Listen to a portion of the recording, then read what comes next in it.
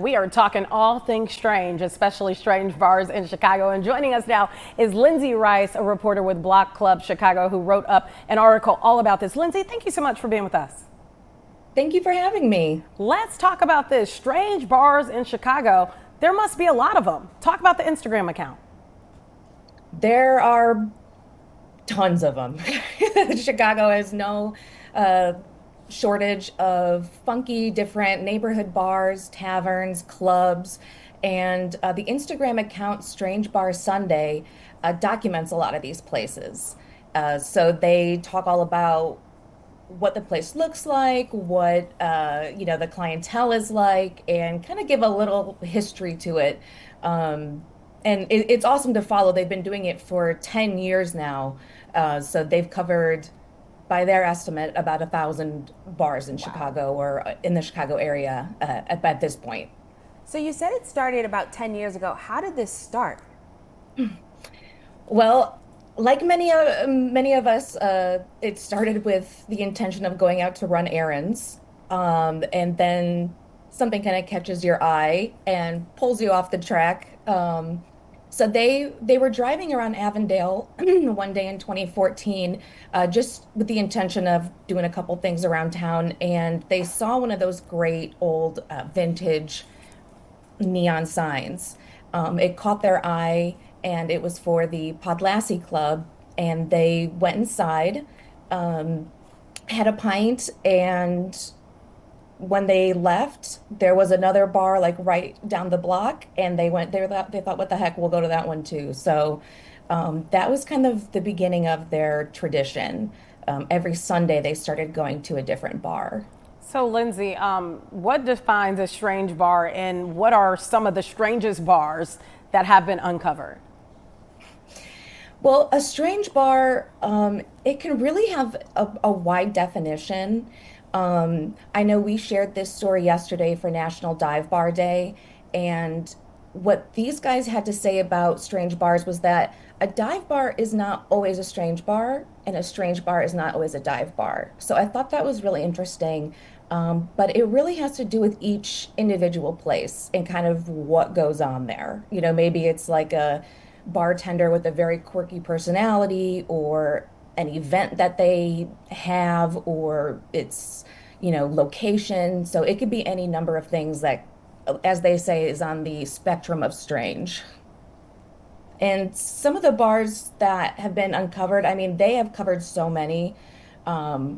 Personally, I love L&L Tavern in Lakeview. That's kind of a classic Chicago strange bar, and it's also a dive bar. I know that they've covered that one, and also Double Bubble in Edgewater. That's actually a far north side Sox bar, and it has a great turquoise tile facade. So those are just two examples of many, many strange bars in Chicago. So what do you think sets Chicago apart from the strange bars? There's so many different strange bars in the U.S. How do you think Chicago is different?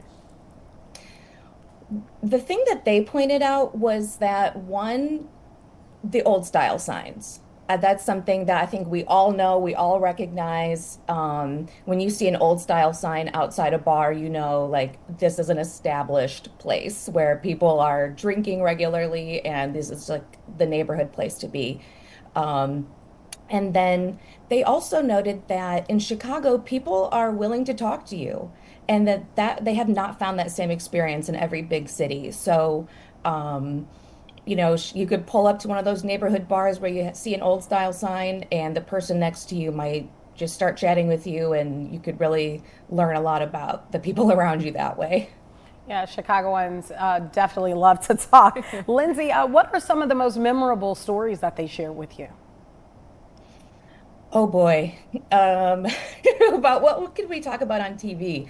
You can talk about here whatever you want, and that's the truth. Let's say a lot of adult themes come into play. They've been invited back to people's houses for rendezvous, we'll say. Wait a minute. Wait, Lindsay. I'm not trying to interrupt. When you say they say, so the people that are documenting have been invited to go behind the scenes somewhere else other than the bar? Yes, Oh, they've been invited to a second location, wow. um, That's where direct. the party could keep going, we'll say. Um, they've also seen a man like spill a bag of adult toys all over the floor, which Oh my is goodness. not something you see every day at the bar, but sometimes you do. So and also they talked about singing in the bar together as a group, Wooly Bully in Spanish, and that was a more innocent anecdote that they had, but I think it just was kind of a culmination of those small moments that just gave you kind of a slice of life into the different strange bars of Chicago. We got to talk offline about some of the other stuff you talk about. That sounds like some good stories. So on the Instagram page, do they talk about the experiences that they're going through or their favorite menu items? What does the Instagram show?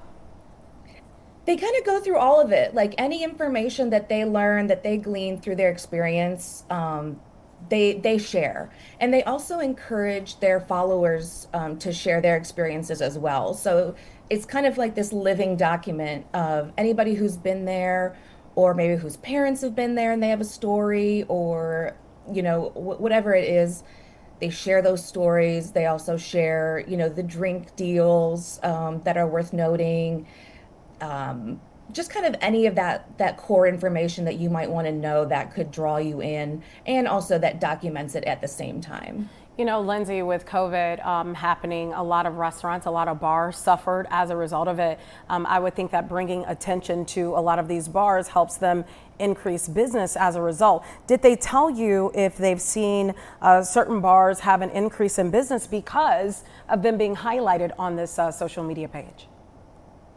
They didn't say that specifically. However, they did really speak to the value in documenting these places and visiting them, being a patron there, because these are, as they describe, time capsules of kind of yesteryear and different points throughout Chicago history. And so they need us to go there to survive and to keep being that sort of little almost neighborhood museum of a watering hole. So I would expect though that the more exposure that they've had, and they've been doing it for 10 years, that people have probably started to go there as a result of their page, and that's only a good thing. Absolutely.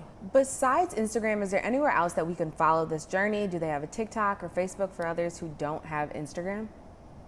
I believe they do have a TikTok. So Instagram and TikTok are two good places to check them out. All right. Well, Lindsay, you have been an absolute joy. Where can people follow you if they want to see what you're working on with Block Club Chicago? They could go to blockclubchicago.org or blockclubshy.org. They can also follow me on X at Lindsay Rice. All right. Perfect. Thank you Thank so you much. so much.